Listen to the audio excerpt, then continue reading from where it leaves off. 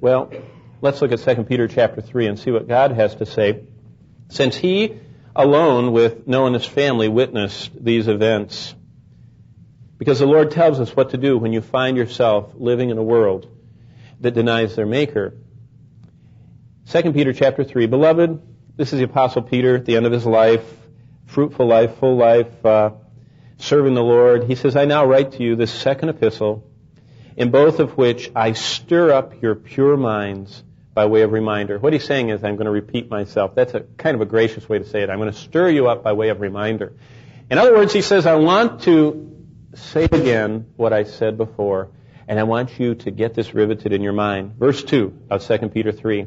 That you may be mindful of the words which were spoken before by the holy prophets, and of the commandments of us, the apostles of the Lord and Savior. Now he's building to a point that we're going to come to about verse 3, scoffers coming. But what do you do when you live in a world of scoffers? Point number 1, you might want to write this down. If you're living in a world of scoffers, trust the Word. And that's what this whole series has been about, the book you can trust.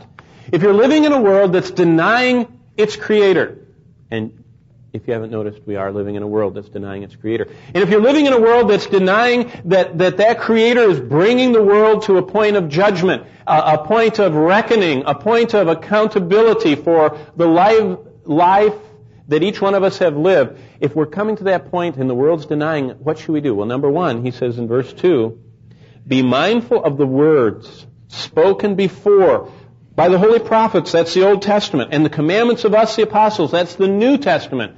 Trust the Word. You know what I have written in my Bible by verse 2?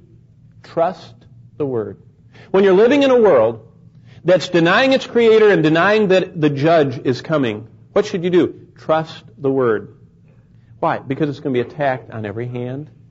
Even the men that write the classic textbooks that are used in universities around the world and from coast to coast, even those men, if you read them carefully, come up with conclusions that they say, if we interpret the geologic column as having any type of water effect on it, then there is no way that this stuff is as old as we think it is. I mean, these guys write this in their textbooks, but then they say, of course we know it's old because they've dated it old. But if we at all believed that there was a rapid sedimentation on this planet from some type of cataclysm that was global, then it's very easy that all this happened rapidly. But we don't believe that. But you see, they put these brackets around it, but they have these nice little nuggets, and we'll look at those tonight.